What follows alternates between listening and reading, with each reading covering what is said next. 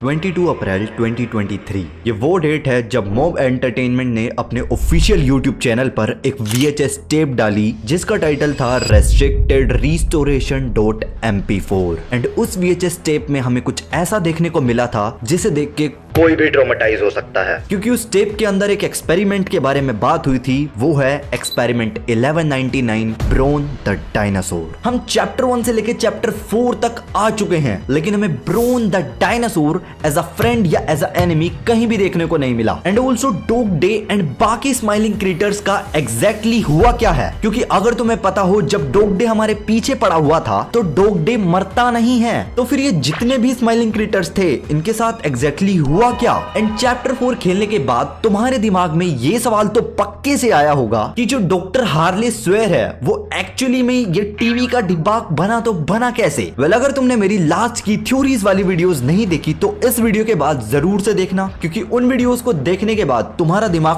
फटे का फटा रह जाएगा एंड इस वीडियो को देखने के बाद तुम्हारा मुंह खुले का खुला रह जाएगा। हमारी सबसे पहली थ्योरी ये है कि ब्रोन द डायनासोर अब तक है कहां। अब ये चीज पता करने के लिए हमें सबसे पहले देखनी पड़ेगी ब्रोन की back story. Experiment 1199 Bron the Dino ये बिगर बॉडीज इनिशिएटिव का सबसे पहला एक्सपेरिमेंट था। अब ये बिगर बॉडीज इनिशिएटिव क्या है? वेल, ये प्ले टाइम कॉर्पोरेशन का एक प्लान था एंड इसके अंदर वो जिंदा टॉयज और बड़े टॉयज बनाने का प्लान कर रहे थे एंड मोटा पैसा छापने की भी कोशिश कर रहे थे। इसलिए प्ले टाइम कॉर्पोरेशन में एक प्ले केयर बनाया गया जहां पर अनाथ बच्चों को रखा जाता था ताकि उन पे टेस्ट हो सके और एक्सपेरिमेंट्स किए जा सके। बट ब्रोन द डायनो कोई बच्चा नहीं था, वो था एक 59 year old play time corporation का एम्प्लॉय थॉमस क्लार्क। थॉमस जिसे पता था कि वो मरने वाला है क्योंकि उसे हो चुका था टर्मिनल लंग कैंसर, जिसके कारण थॉमस ने अपने आप को प्ले टाइम कॉर्पोरेशन के एक्सपेरिमेंट में कुर्बान कर दिया। एंड बाय द वे मैं तुम्हें बता दूं, मिस्टर क्लार्क को बच्चे काफी पसंद थे एंड उनका खुद को एक्सपेरिमेंट के लिए कुर्बानी देना ये उसका दूसरा रीजन था, क्योंकि वो नहीं चाहते थे कि एक एक्सपेरिमेंट की वजह से एक मासूम बच्चे की जान जाए। तो कई घंटों की सर्जरी और एक्सपेरिमेंट्स के बाद थॉमस का एक्सपेरिमेंट 1199 बना दिया गया, लेकिन वो टपक गया। नहीं, वो मरा नहीं है, वो डर के मारे सहम गया था, उसे कुछ समझ नहीं आ रहा था एंड इसलिए वो शांति से वहां पर बस आजू बाजू देख रहा था कि वो है कहां, उसके साथ हुआ क्या एंड क्या वो जिंदा है भी या नहीं। जब साइंटिस्ट को लगा कि एक्सपेरिमेंट 1199 तो एक फेल्ड एक्सपेरिमेंट निकला, तो उन्होंने सोचा कि शायद वो दूसरे एक्सपेरिमेंट से मिलजुल के वो एक ठीक हो जाएगा एंड वो अपने ट्रोमा से बाहर निकल जाएगा। पर जब साइंटिस्ट ने ब्रोन को बाकी एक्सपेरिमेंट्स के साथ रखा तो वहां पर जितने भी खिलौने या एक्सपेरिमेंट थे वो लोग समझ गए थे कि ये कोई अनाथ बच्चा नहीं है हमारी तरह, ये है कोई एम्प्लॉय। एंड जब बॉक्सीबू ने ब्रोन को पेला तो उसने उसके अंजर पंजर ढीले कर दिए थे, जिसकी वजह से उसका थायराइड और उसका वॉइस बॉक्स टूट गया था। ब्रोन की ये सुताई देखने के बाद साइंटिस्ट को लगा कि शायद ब्रोन जिंदा नहीं है, बट वो अभी भी जिंदा था एंड 12 घंटे की सर्जरी के बाद वो जिंदा तो बच गया था, पर पूरी टीम ने ये डिसीजन लिया कि ब्रोन को वो एक आइसोलेटेड चेंबर में रखेंगे एंड शायद वो अभी भी वही है। अब वैसे तो इसकी दो सब थ्योरीज हैं। पहली थ्योरी ये बोलती है कि आर ऑफ जॉय के टाइम पे प्रोटोटाइप को ब्रोन कहीं पड़ा मिला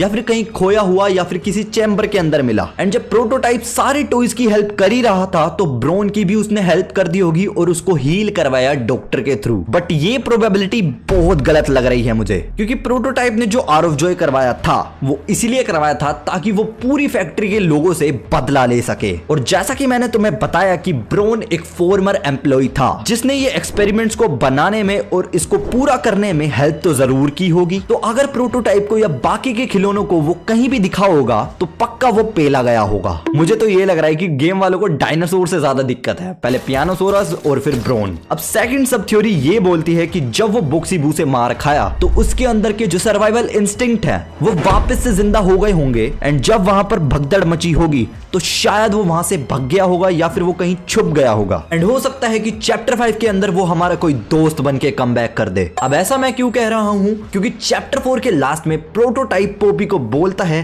कि वो उसके सारे एलाइज को बाद में मार देगा एंड उसके प्लान के अकॉर्डिंग हमारे पास अभी कोई भी एलाइज नहीं है, क्योंकि सेफ हेवन के जो स्माइलिंग क्रिएटर्स थे छोटे छोटे वो भी मारे गए। डोई शायद वो भी मर गया है, किसी मिसी उसका एक हाथ टूट गया है, हमें नहीं पता वो जिंदा है भी या नहीं एंड पोपी वो तो भाग गई। एंड प्रोटोटाइप की इस लाइन की वजह से हमें बहुत कुछ समझ में आता है कि शायद हमारे थोड़े बहुत अलाइज और दोस्त अभी भी जिंदा हैं। वेल, हमने ब्रोन द डायनो के बारे में तो बात कर ली, बट क्या तुम्हें ये पता है कि 2 खिलौने ऐसे भी हैं जिनके साथ बहुत मैनिपुलेशन हुआ है एंड लास्ट में वो मारे गए हैं। अब मैं किन खिलौनों की बात कर रहा हूं, वो है कैटनैप और यारनबी। वेल, इनकी सब थ्योरीज में तुम्हें बारी बारी करके सुनाता हूं। सबसे पहले मैं तुम्हें बताता हूं कि हमारा एक्सपेरिमेंट 1166 यानी कि यारनबी आखिर है तो है कौन। वेल, जब डॉक्टर हार्ले स्वेर अपनी ह्यूमन बॉडी फॉर्म में थे तो वो प्ले केयर जाते हैं एक ऐसे बच्चे को ढूंढने जो शांत हो, खूंखार भी हो एंड काफी इंटेलिजेंट भी हो। एंड ये जो क्वालिटीज हार्ले ने अपने दिमाग में सोची थी वैसे ही टाइप का उन्हें एक बच्चा भी दिखता है प्ले केयर के अंदर, जिसका नाम था क्विन नेविड। सो जब डॉक्टर हार्ले ने क्वीन से बातचीत करी तो उन्हें पता चला कि क्वीन की एक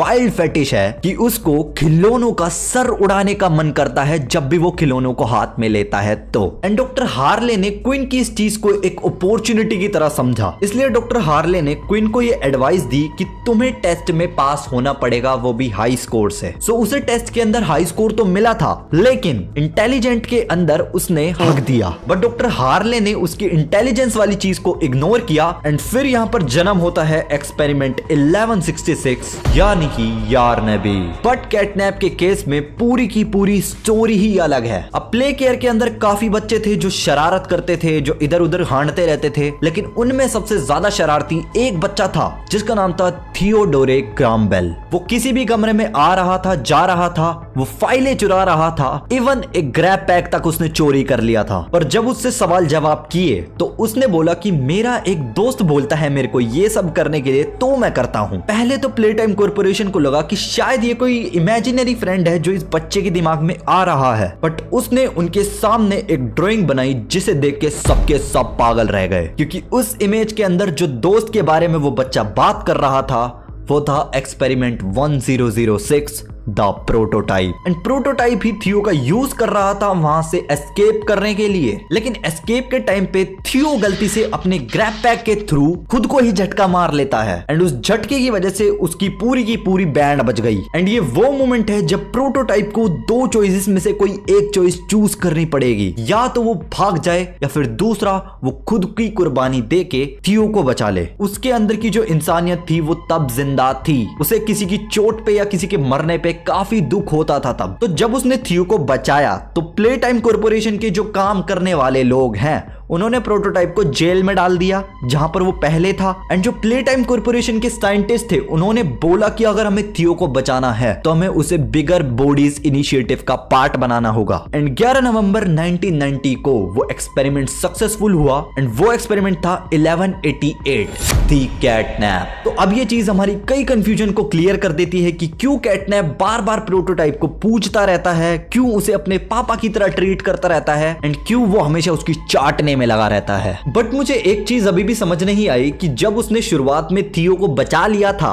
तो फिर उसने चैप्टर 3 के लास्ट में थियो को फिर से क्यों मार दिया। I am still confused. I hope इसका आंसर चैप्टर 5 या आने वाले चैप्टर्स में मिले हमें। वेल, चलो हमें कैटनैप और यारनबी के मकसद के बारे में पता चल गया, बट क्या तुम्हें हगी वगी के मकसद के बारे में पता है? क्योंकि तुमने एक चीज तो नोटिस करी ही होगी कि जितने भी बिगर बॉडीज इनिशिएटिव है उन सब का कोई ना कोई तो गोल रहा ही रहा है। बट हगी वगी को किस लिए बनाया गया है उसके लिए तुम्हें आना पड़ेगा चैप्टर 4 की एंडिंग में, जब वो हमारा गेट पीट रहा होता है और लीथ पेयर बोलता है, This is the single most high security, high clearance section of the whole factory.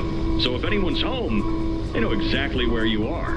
This facility is full of hidden motion triggers, which, once set off, will turn on the factory's emergency alarms and directly contact the authority. And जब वो ये security वाली line बोलता है तब हमें दिखाई देता है हगी वगी का थोपड़ा, क्योंकि वो सिर्फ एक खिलौना नहीं था, वो प्ले टाइम कॉर्पोरेशन का एक सिक्योरिटी प्रोटेक्शन भी था। एंड इसीलिए साइंटिस्ट लोगों ने उसे इस तरह डिजाइन किया कि वो बाकी एक्सपेरिमेंट से काफी स्ट्रॉन्ग होगा। एंड शायद यही रीजन है कि वो हमारे पे शुरुआत में अटैक करता है एंड दूसरा वो अभी तक जिंदा है। एंड ऑल्सो अगर तुमने टॉय स्टोरी 3 देखी है और उसके अंदर तुमने वो सीसीटीवी वाला बंदर देखा है तो वो बिल्कुल हगी वगी जैसा ही है, क्योंकि हगी वगी का भी रोल सिक्योरिटी वाला है एंड उस बंदर का भी रोल सिक्योरिटी वाला ही था। अब ये वाली थ्योरी तो तुम्हारे दिमाग में भी आई होगी कि सेफ हेवन के जो मिनी स्माइलिंग क्रिएटर्स हैं वो बाकी स्माइलिंग क्रिएटर से अलग कैसे हैं। अब यहाँ पे मैं क्या कहना चाह रहा हूँ कि जो स्माइलिंग क्रिएटर सेफ हेवन में हैं वो भूखे तो हैं लेकिन वो हमें खाते नहीं हैं, जबकि अगर हम बाहर जाएं तो कुत्तों की तरह वो छोटे छोटे बच्चे हमारे पीछे आते हैं जैसे वो मुझे खा ही लेंगे। Well through out the game हमें 3 कैटेगरीज देखने को मिलती हैं छोटे छोटे टॉयज की। पहली, Smiling Critters from Safe Haven जो कि हमें खाते नहीं हैं। दूसरा, स्माइलिंग क्रिएटर्स फ्रॉम चैप्टर 3 जो कि हमें पाड़ने के लिए रेडी है पूरा एंड उनकी आंखों से अंजर पंजर भी निकले हुए हैं। एंड तीसरा है नाइटमेयर क्रिएटर्स। अब देखो मैं तुम्हें पहले ही बता दूं कि इनका कोई ठोस सबूत मेरे पास नहीं है, बट इसकी 2 पॉसिबल एक्सप्लेनेशंस हैं, जिसमें सबसे पहली है कि सेफ हेवन के क्रिएटर्स में इंसानियत अभी भी बाकी है। सो इसका मतलब ये हो सकता है कि जो प्ले टाइम कॉर्पोरेशन के साइंटिस्ट और डॉक्टर थे वो नहीं चाहते थे कि किसी भी टॉय की ह्यूमैनिटी उनमें से चली जाए। अब यहाँ से मैं तुम्हें क्या समझाने की कोशिश कर रहा हूँ कि जो टॉयज बदल गए हैं, जो हमें खाने की कोशिश कर रहे हैं, वो शायद से करप्ट हो चुके हैं। अब वो करप्ट कैसे हुए? प्रोटोटाइप ने डॉक्टर हार्ले स्वेयर को क्यों नहीं मारा, जबकि डॉक्टर हार्ले स्वेयर ही वो डॉक्टर है जिसने पूरे के पूरे मतलब जितने भी एक्सपेरिमेंट हैं फैक्ट्री के अंदर वो सब में उसी का ही हाथ था। देन प्रोटोटाइप उसे मारता क्यों नहीं है? वेल वो इसलिए क्योंकि प्रोटोटाइप खुद चाहता था कि वो टॉयज को ह्यूमंस में कन्वर्ट कर सके एंड इसीलिए उसने डॉक्टर हार्ले स्वेयर को नहीं मारा। चैप्टर 3 के अंदर किसी की आंख बाहर आ रही है, किसी का कान फटा हुआ है, किसी की सूंड फटी हुई है एंड वो तभी पॉसिबल है या तो उनपे कोई एक्सपेरिमेंट किया गया हो या फिर उन्हें बहुत गंदा ट्रॉमेटाइज किया हो। एंड इन्हीं सारी चीजों की वजह से जो स्माइलिंग क्रिएटर्स थे वो पागल हो जाते हैं एंड उन्हें सिर्फ भूख एंड एग्रेशन के अलावा और कुछ नहीं सूझता। वेल मुझे नहीं पता कि तुमने इस थ्योरी के बारे में सुना है या नहीं सुना, बट हमारी जो अगली थ्योरी है बिग स्माइलिंग क्रिएटर्स कहां गए। अब स्पेकुलेशंस ये सजेस्ट करती हैं कि जो डॉक्टर हार्ले स्वेयर है उसने सारे के सारे स्माइलिंग क्रिएटर्स को as a test objects use किया, वो भी प्रोटोटाइप के लिए। But you have no staff, virtually no test subjects. It's hardly ideal conditions. And dog day जो था वो आखिरी टेस्ट सब्जेक्ट था, जिसका मतलब हो सकता है कि शायद से उसने बाकी स्माइलिंग क्रिएटर्स का अंजाम अपनी आंखों से देखा हो। अब अगर तुमने डॉग डे की सिचुएशन ध्यान से देखी हो तो उसको लटकाया हुआ था वो भी बेल्ट्स के थ्रू एंड उसका जो निचला हिस्सा था उसको भी बेल्ट से बांध दिया था ताकि वो ज्यादा ब्लीड ना करे और ब्लीड कर करके वो मर ना जाए। इसका मतलब ये है कि डॉग डे की वो हालत करना उसे मारने का नहीं बल्कि उसे तड़पाना और उसे दर्द देने का था। तो जो experiment toy to human transformation के लिए था, उस एक्सपेरिमेंट को सक्सेसफुल होने के लिए एक पर्टिकुलर खिलौने का इंटेलिजेंट माइंड चाहिए एंड स्ट्रॉन्ग माइंड भी चाहिए जो बहुत दर्द को झेल पाए। अब डॉग डे ने जैसा बोला कि उसके अलावा बाकी सब मर चुके हैं, तो शायद से उस एक्सपेरिमेंट की वजह से वो सारे के सारे बिग स्माइलिंग क्रिएटर्स मर चुके हैं। एंड या ये मैं तुम्हें बता दूं, ये कहीं रेडिट वेडिट पे नहीं मिलेगी तुम्हें, ये मैंने खुद बनाई है। बट हमारी जो अगली थ्योरी है वो भी काफी इंटरेस्टिंग है एंड कई लोगों के दिमाग में आई हुई है कि एलियट लडविग को आखिर मारा तो किसने मारा। वैसे अगर तुम्हें ये चीज नहीं पता तो मैं तुम्हें बता देता हूँ कि जो एलियट लडविग था वो ये ह्यूमंस टू टॉयज वाले एक्सपेरिमेंट के काफी खिलाफ थे, बट एलियट इस चीज के बारे में कुछ कर भी नहीं सकते थे क्योंकि जो सीनियर एम्प्लॉइज थे वो हार्ले के सपोर्ट में ही थे एंड एलियट की जो प्ले टाइम कॉर्पोरेशन कंपनी है उसको भी काफी फायदा हो रहा था, तो कौन क्यों ही बोलेगा। बट फिर भी एलियट ने हार्ले की बैंड बजाने के लिए उसके ऊपर उसका एक बॉस बना दिया जिसका नाम था डॉक्टर ब्रूनो वाइट। एंड जब डॉक्टर हार्ले को यह पता चला तो उन्हें काफी बिट्रेड फील हुआ एंड इसी वजह से डॉक्टर हार्ले एलियट को मार देते हैं। बट क्या तुम्हें यह पता है कि डॉक्टर हार्ले स्वेयर एक टीवी के डब्बे में कैसे बदल गए? वेल एलियट लडविग के मरने के बाद डॉक्टर हार्ले के अंदर का जो राक्षस था वो बाहर आने लग गया था एंड उसे फर्क नहीं पड़ रहा था अब किसी के भी मरने से या जीने से। तो 1993 में जब प्ले टाइम फैक्ट्री के अंदर एक गाइडेड टूर चल रहा था तो वहां पर उन्होंने जबरदस्ती एक आग लगा दी पूरे थिएटर के अंदर जिसमें बहुत सारे लोग मारे गए। And the head of security Leith Pair ने ये जितनी भी दुर्घटना घटी थी उसको साफ किया एंड अपने प्राइवेट इन्वेस्टिगेटर को बुलाया एंड उससे पूछा कि कल्प्रिट को फाइंड करो एंड उसने नाम लिया डॉक्टर हार्ले स्वेयर का। अब लीथ पेयर ने डिसाइड कर लिया था कि हार्ले की ऐसी तैसी तो करनी है लेकिन उसे नौकरी से भी नहीं निकाल निकाल सकते, ना उसे फैक्ट्री से निकाल सकते, क्योंकि डॉक्टर हार्ले स्वेयर काफी जीनियस माइंडेड थे। फिर लीथ पियर के दिमाग में आया कि हार्ले को एक बिगर बॉडी में बदल देते हैं, लेकिन जो बाकी के एक्सपेरिमेंट थे वो बहुत अनस्टेबल थे, एंड अगर डॉक्टर हार्ले स्वेयर को भी एक एक्सपेरिमेंट बना दिया तो शायद से वो पूरी तबाही मचा देंगे एंड अनकंट्रोलेबल हो जाएंगे। इसलिए लीथ पियर ने और बाकी के साइंटिस्ट ने ये डिसाइड किया कि वो हार्ले को एक डिफरेंट अप्रोच देंगे, एंड उस अप्रोच का नाम होगा digitising Harley's consciousness into a machine. And 1994 में हार्ले का जो माइंड था वो ट्रांसफर कर दिया गया एक डिजिटल सिस्टम में, एंड यही रीजन था कि डॉक्टर हार्ले बिग बॉस बन गए थे पूरे प्लेटाइम कॉर्पोरेशन के अंदर। एंड धन्यवाद इन लोगों का जिन्होंने मेरे को ये तगड़ी तगड़ी थ्योरीज बताई। वैसे इनमें से कुछ मेरी भी थी, तो सारा क्रेडिट खुद मत ले लेना।